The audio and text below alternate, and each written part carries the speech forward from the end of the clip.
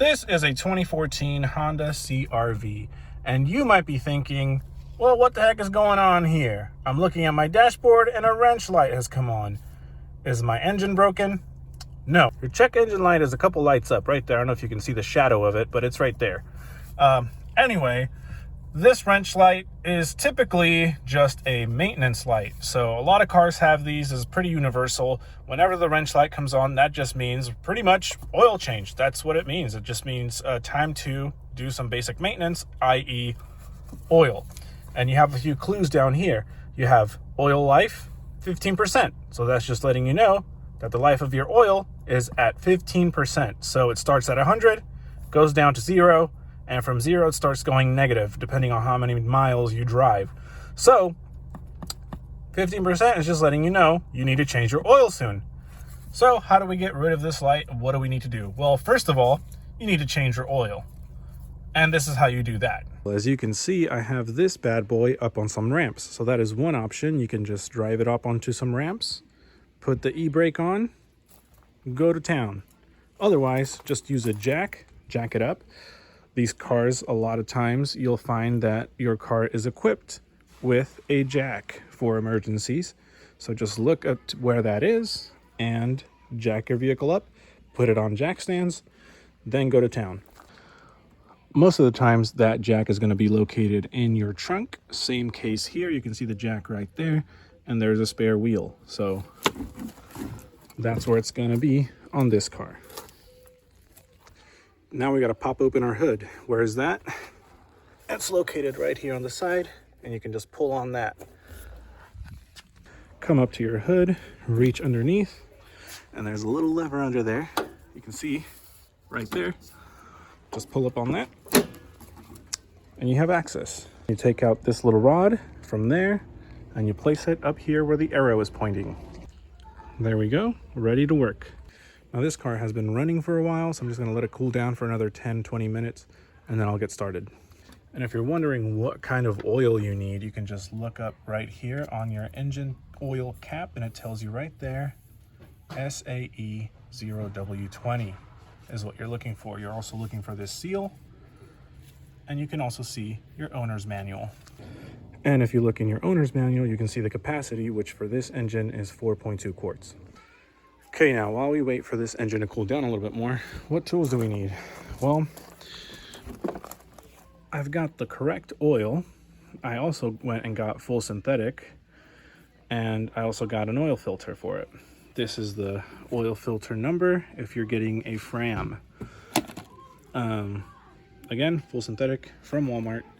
Got a funnel, and I have an oil drain pan. I also brought an empty oil bottle here to empty the old oil once I catch it. It's going to go in here, then it's going to get recycled. Now, if you look underneath, you can see the underside here, and there's usually a little plastic plate under here, and I believe it's either a 10 millimeter or a Phillips head to remove those. But as you can see, that is missing. So whoever owned this vehicle last decided they didn't need it, but it's pretty easy after that. After you get through that little plate, you got your oil drain plug here, right there, and you have your oil filter pretty close together, which is nice and convenient.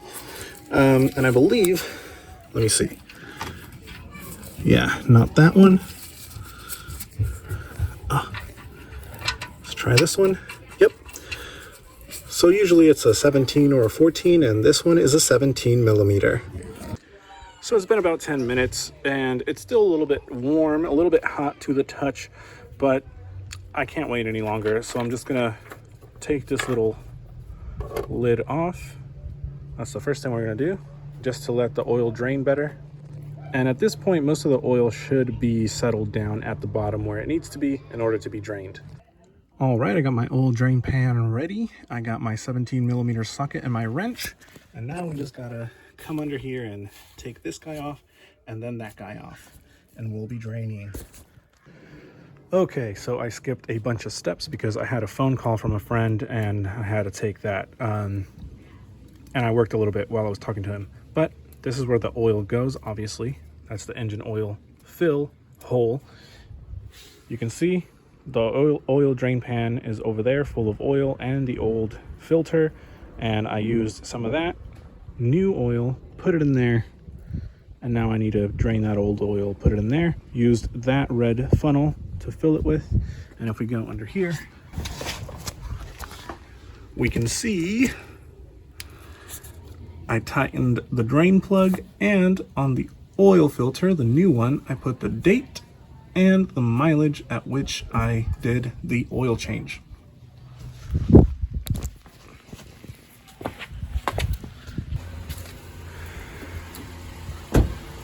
All right, it's off the ramps.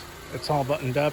I'm gonna let it run for a little bit so the oil circulates, and then I'm gonna let it rest for another 10 minutes, and then I'm gonna check the oil again, see if it needs to be topped off, and then you're all done.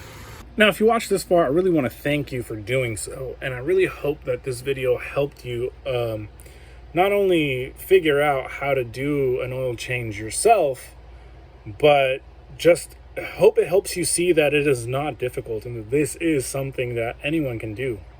I am not a mechanic. I'm not ASE certified. I'm not some genius. I'm just a regular dude. Everything I learned from looking it up. YouTube, Google, whatever. I looked it up. I figured it out. Not hard. It's not brain surgery. And really, that's the whole point. You can do it too. It's not difficult. It is super easy, I promise. Just look it up, a YouTube video, a Google search. It doesn't take a lot. Look at your owner's manual. It does not take a lot of effort. It does not take a lot of time. You can save a lot of money and a lot of headache just learning to do this yourself. Yeah, sure, maybe the first time you do it, it's going to take you 20 minutes to an hour. Who knows? Might take you 2. But after you learn how to do it, you can do it more and more, and suddenly you'll realize that, hey, changing the oil only takes me 15 to 20 minutes, and it costs me like $40 to $60 less than having someone else do it. And I get to choose the quality of the products that are being used. Boom. You know, that just makes sense to me, and I feel like making this kind of thing can help a lot of other people. And that's really why I want to do this, and that's really what I want this channel to be about, is to just show people that you, even being a regular person, it doesn't take an extraordinary amount of skill to do these things. You can do it yourself. You have the power to learn something, have some fun, and not waste money, not throw money away on things that really don't require a whole lot of skill. So get out there, get dirty, have some fun, like, subscribe. I would appreciate that, and have a wonderful day.